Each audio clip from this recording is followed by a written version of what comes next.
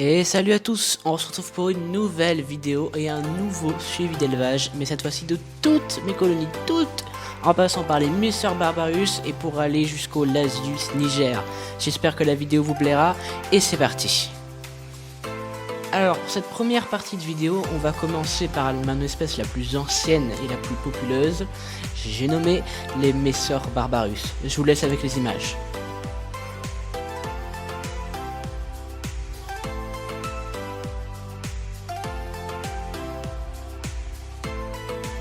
Comme vous pouvez le voir, l'aire de chasse est assez peuplée, même s'il y a eu encore plus peuplé. J'ai donné quelques verres de farine, mais généralement je les donne dans la petite aire de chasse directement intégrée au nid. Comme ça au moins je suis sûr qu'elle les mange, mais j'ai testé plusieurs fois, et dont cette fois-ci, de le mettre directement dans la grande aire de chasse. Et jusqu'à présent, elles ne l'ont pas mis dans le dépotoir, elles l'ont mangé. Donc c'est une très bonne nouvelle. Là je vous ai mis quelques plans en macro, c'est la première fois que j'en fais. Alors dites-moi ce que vous en pensez dans les commentaires, mais franchement je trouve que le rendu est pas dégueu du tout.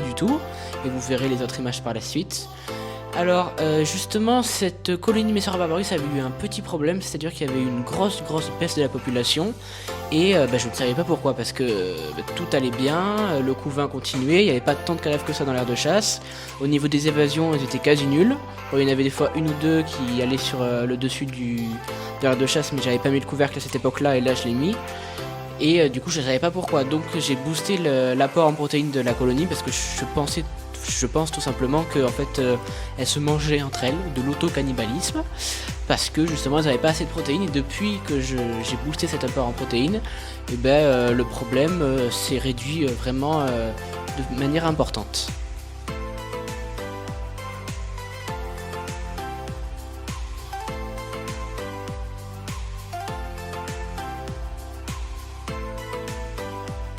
Comme vous pouvez le voir sur les images, le couvain est assez généreux, il y a de belles grappes d'œufs, il y a des larves, il y a des nymphes, tout va pour le mieux, même si j'ai vu beaucoup plus impressionnant chez les Messor Barbarus en termes de couvain. Mais en tout cas, écoutez, je suis pas à plaindre, on va dire quoi.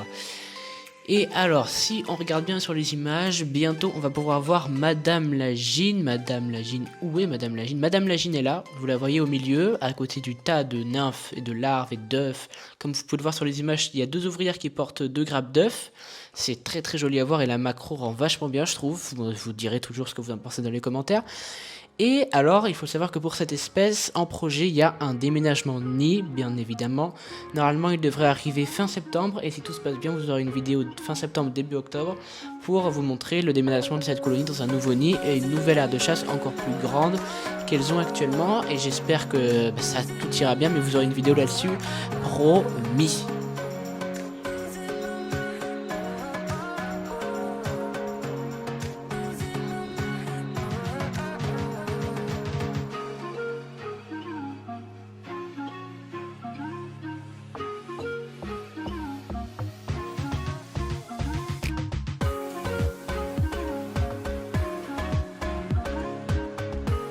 On va passer au Camponotus parius. Alors il y a eu beaucoup d'évolutions depuis la dernière fois, puisqu'elles ont maintenant 4 ouvrières.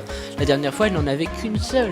Eh bien écoutez, elles sont arrivées d'un coup, et le développement est aussi arrivé d'un coup. Les ouvrières ont l'air très en forme, le couvain est généreux, il y a des cocons, il y a une nymphe nue qui pour l'instant n'a pas été mangée à mon avis, si elle ne se fait pas manger dans quelques jours, arrivera à maturité dans quelques jours, donc tout va bien, ils seront bientôt peut-être 5, et si les 2 cocons éclosent, elles seront 7 au moins pour cette année. Après elles passeront une petite pause hivernale, ou peut-être que le couvain ne se développera pas autant, mais en tout cas, pour la fin de l'année, c'est sûr qu'elles seront au moins 7, et c'est une très bonne nouvelle, et pour l'année prochaine, il va falloir aussi penser à un déménagement en nid, mais ça, on verra avec le temps. Mais en tout cas, je suis vraiment très content et satisfait que cette espèce se soit développée, et ça à mon plus grand bonheur. On va passer au Camponotus nicobarensis. Depuis la dernière fois que vous les avez vus, il y a eu pas mal de changements. La dernière fois, je les avais passées en tube, elles avaient très bien évolué, et du coup je les ai repassées en nid, et ça va de mieux en mieux, vous allez le voir dans les images.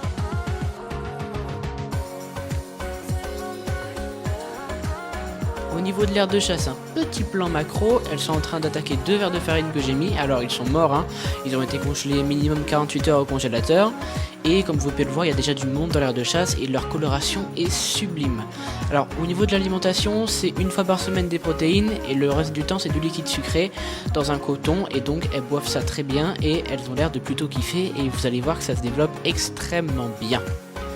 On vient de passer sur le plan du nid, comme vous pouvez le voir il y a beaucoup de couvains, la population s'est bien étendue, beaucoup de physiogastries également, elles se sentent très bien dans ce petit nid en slabs, en même temps c'est de la qualité donc forcément elles ne peuvent s'y sentir que bien, et comme vous pouvez le voir ça se développe mais du feu de Dieu les gars, dans un an c'est sûr qu'il faudra les passer en nid aussi.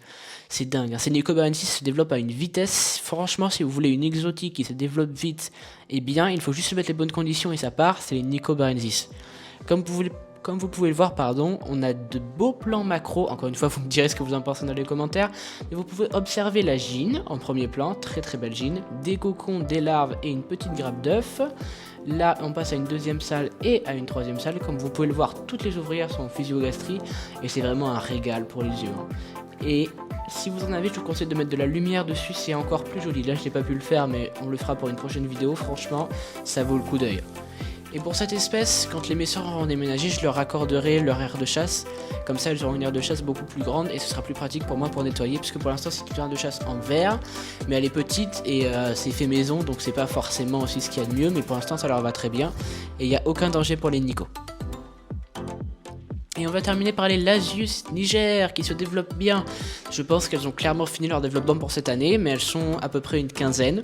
Et c'est très bien, elles sont un petit peu actives, elles mangent du liquide sucré, de temps en temps des insectes. Et donc tout va pour le mieux. Malheureusement j'ai pas réussi à filmer les Lasius Flavus parce que le tube est pourri, elles sont en train de déménager. Mais elles vont bien également, elles se sont vachement développées, beaucoup plus que les Niger, et c'est assez impressionnant.